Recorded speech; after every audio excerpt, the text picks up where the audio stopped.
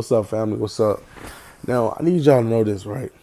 Because a lot of people been asking me this about jurisdiction. They was like, if I go to court and I change my address that I live in a rural free area, do that help out? It don't help out with your case. And the reason why I say that is jurisdiction, right? First, you have to know where it starts from. Jurisdiction start originally when the police come in contact with you. That's when jurisdiction starts. Because remember, when they get in contact with you, they collect all your information and all the information that you give them, right? And also they check the state database and see what contracts they also can use within the state if you are not compliant. And after they get those and put those two together, they will then take you to the police station. And when they take it to the police station with all of that information combined, they will then generate a bond, which means the charge. In the case, they're going to initiate the charge, and that charge going to initiate the bond. And once they able to bond over the case, then you go to court. So people will go to court and think, I challenge jurisdiction. The state do not have jurisdiction over me, but they don't even know where jurisdiction originally started from. And apparently you don't either. You clearly don't know where jurisdiction started from if you think it's something as simple as changing your address to a rural free delivery, all zeros as the zip code. Jurisdiction starts the minute you are on U.S. soil. Even if you're a foreigner, that comes over here from another country, the minute you step on U.S. soil, the U.S. has jurisdiction over you. You are to abide by the laws of the land. Now, for regular citizens, obviously, we live on U.S. soil. So that is where jurisdiction starts. Point blank, period. Everything else this man tried to describe as how jurisdiction starts is a bunch of rubbish. Originally, the jurisdiction started from the encounterment that you have with the police officer. It didn't happen in the court. So stop being mad at the judges and start reading. Start learning these state statutes, because the state statutes teach you how to get out of it. It's not telling you how to get out of it, but you read it and you will find out how to get out of it. You will know the same mistake that we constantly making. You will know it, but primarily that's how they gain jurisdiction. That's how they gain it originally with the police. It has nothing to do with the court, because once they bond over the case, they subject you to the jurisdiction. So anything goes. So they statutory system rules at that moment. So all that constitutional shit is out the toilet. The moment they get their address, it's gone. The moment you have a state ID within the state, it's over with. The moment you have a passport that reflects your real information and they don't block your transaction file, it's over with.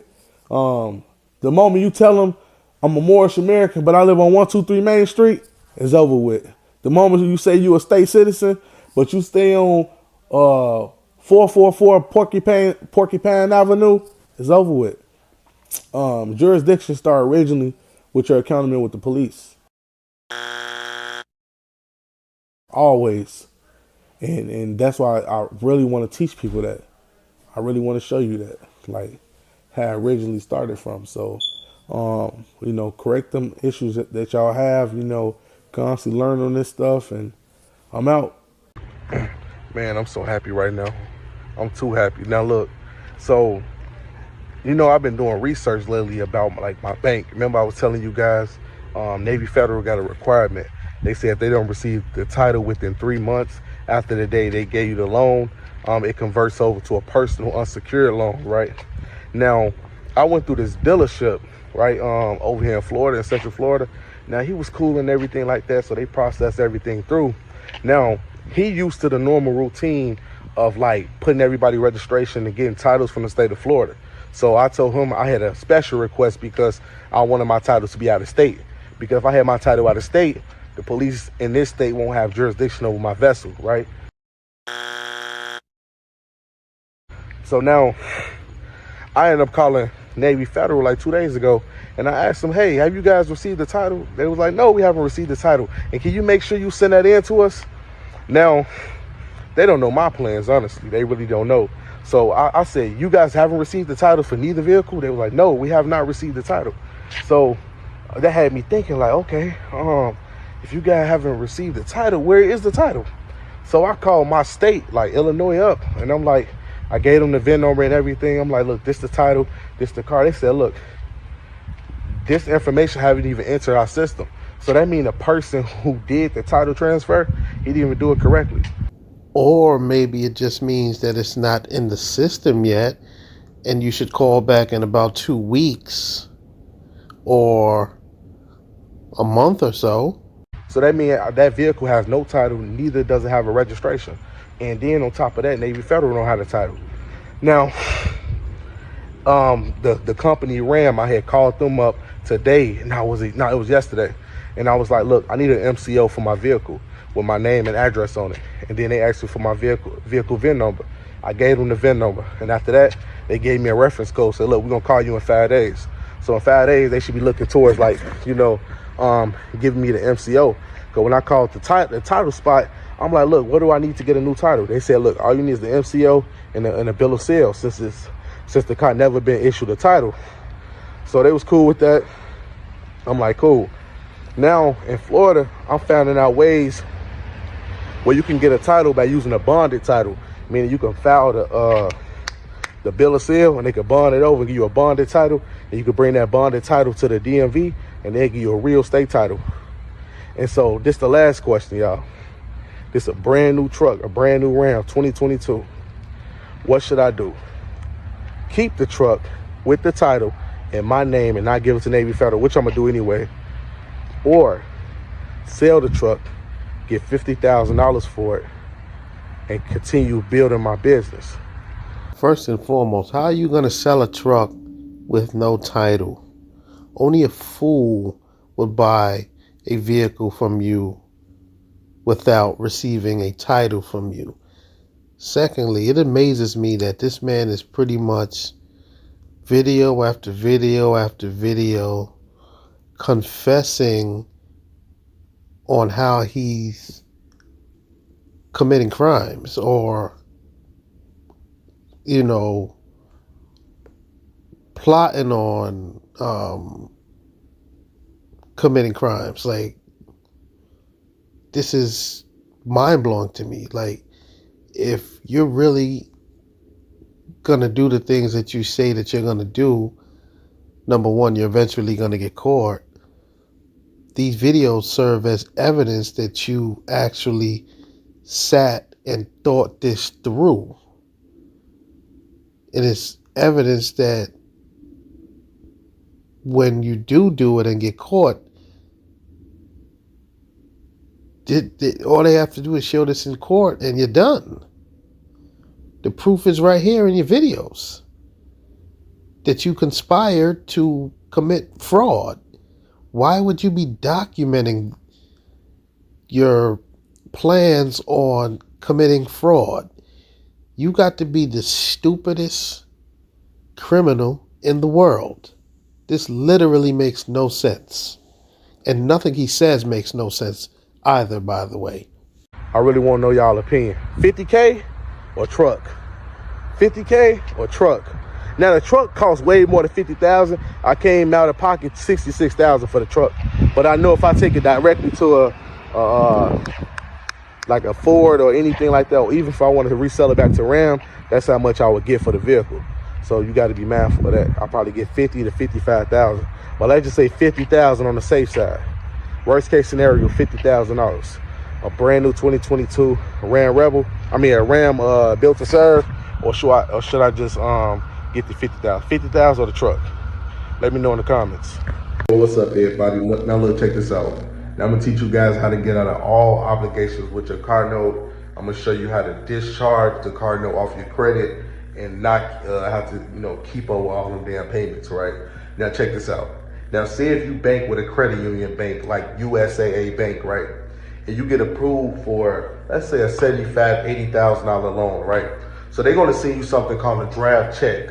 And what a draft check is like a blank check, and you can put, and you can't spend over the amount that they give you. So if they give you $80,000, you can't spend over $80,000. So say if you go to the dealership and after taxes and everything like that, the car was like 79,000, right? Boom. Now, what the banks is going to do when they send you the draft check, they're going to send you the terms and agreements. What the terms and agreements is pretty much your contract to state that you will be legally obligated to pay back the debt directly to the bank, right? Now, what a lot of times what people do is when they go to the dealership, a lot of people just don't understand this. They will go to the dealership, pay for a vehicle, and put the vehicle in the name of the bank, right? They will put them as first lien holder. When you put a bank as first lien holder, they have full authority to repossess your car. If they repossess your car, they got all obligations to that vehicle, meaning you can't resell it, you can't get your own title for it, it has a lien on it, and all that, right? Now, in my situation, right, what I done was I applied and got a loan for an auto loan, right? The vehicle came out to be $66,000, but when I got the vehicle and everything like that, the title wasn't issued, the registration wasn't issued, and also the title wasn't issued. So it has no title, it has no liens or anything like that. And another thing, my bank required that they receive the title within 90 days or the whole thing is going to convert into a unsecured personal loan. Now, this the problem. And once you convert your loan into a personal loan, right, it comes out of context with the requirements. So say, for instance, you won't be obligated to pay back, to go through repossessions, but they will try to put that on your credit, right? Excuse me, sir, but what in the doohickey are you talking about? Nothing you just said makes any sense. Please stop. Now, this another obligation that really tie you in the most. When you sign that terms and agreement sheet that they send you, and you accept all the terms and you accept the APRs and everything like that, you making yourself obligated to pay back that debt. And once you make yourself obligated to pay back that debt, they can make a legal claim in court. That's why you got to protect yourself. Don't sign them terms papers, like the paper that they send you for the terms and agreements. Do not sign them papers. Also, if they try to issue a title, make sure you say, I'm getting it out of state. Because a lot of times, certain dealerships, they're not good with out-of-state processing. So they might pay the state fees and state taxes, but they didn't handle the registration. And many dealerships will tell you, hey, you should go out there and you got to handle the registration and the title. What we did was we just paid the state taxes in that state to state that we basically getting that car registered out there. The whole time you ain't even got to register in another state. You just telling them it's going to another state, right? So you don't have a title for the vehicle. What you need to get is you go to USA, I want to say surety bonds, and you can get something called a bonded title. What this bonded title is pretty much proof that I own the vehicle. So once you get a bonded title, you can go to the DMV to get a real title, because they're going to give you your bonded title when you apply online, and when you go to the dealership, they're going to give you a real title and everything like that. Now, this address I don't live at. It's just an address I put down so they can send it out of state. And this is for the bill of sale.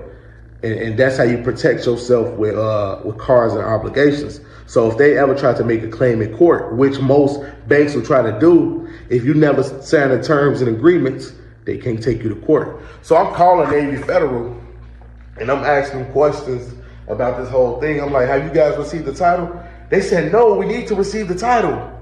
And it sounded like they had an attitude. Like they was really like had a problem with me not sending them the title. So I'm like, why they want the title so bad? Because they want their name to be as the first lien holder. Because if they name is the first lien holder, you can miss one payment, they can repossess your vehicle. They can't repossess my vehicle. Here go another thing. I never signed the terms and agreements. I'm not obligated. So that don't mean, guess what? That don't mean that you accepted that obligation. Excuse me, sir, but why all of a sudden did you pretty much start whispering? Maybe it's because You don't want your significant other to hear the bullshit that you're telling your audience, because none of what you're saying ever happened. You're clearly lying. How are you going to get a car or a loan from a bank without signing the agreement? Like, you must think that the people that watch you are complete fools, because your story makes absolutely no sense. Here go another thing that can protect you. Never make a payment on the vehicle. If you make one payment, they can show that in court as proof that you bought a vehicle when you obligated to pay it back. Don't ever make one payment on that vehicle. I can't believe that this is the advice that he's giving to people. He's telling them to not pay their bills. This is the stupidest advice I've ever heard. The moment you make one payment on that vehicle, they can show that as proof. But that's not even really the proof. The real proof, if you sign those terms and agreements and you send that back to them. So I haven't signed the terms and agreements, I haven't got the title in their name, and also I haven't made a payment. Those are three things that can take you away from any kind of obligation. And now let's get to the better stuff. Once you do all that, right, you secure the car, you get a bond and title for it, and you put the title in your name, and you don't put them as a lien holder, you either can sell the vehicle, and also you can discharge it from your credit. Because when you write a dispute for the credit thing, right, you will say there's no proof that I even purchased this vehicle. There's no proof that I even got this vehicle in my possession on record. There's no proof that me and the bank made an agreement. So the bank will be like, we don't have the terms and agreements. So pretty much that's a loss on their end. And many attorneys, they will try to talk otherwise, but realistically, that will be your best bet if you want to protect your assets. It's all about protecting your assets at the end of the day. At the end of the day, you always want to protect your assets. You never want to be in a position where you're struggling to pay a car note. You're struggling to pay a mortgage. That's why it's always important to read the terms and the conditions of any contract. Before you sign, just read it. Tell them, look, let me get some time to read this. And try to figure out a legal way how you can find a loophole into every contract or agreement. That's all it is, y'all. That's all it is. So that's my best advice on how to get out of all car notes and obligations like that. If you already signed your car note or you signed the terms and agreements and the titles in the bank name, you fucked. You better start over.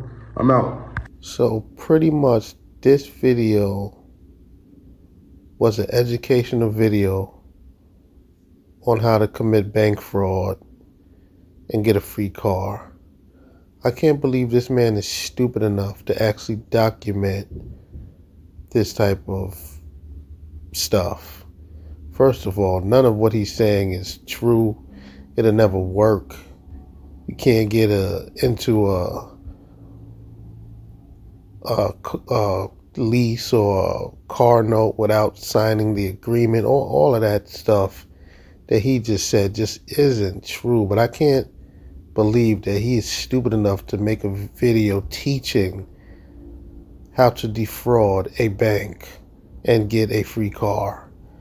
This man has to be one of the dumbest sovereign citizens I have ever seen.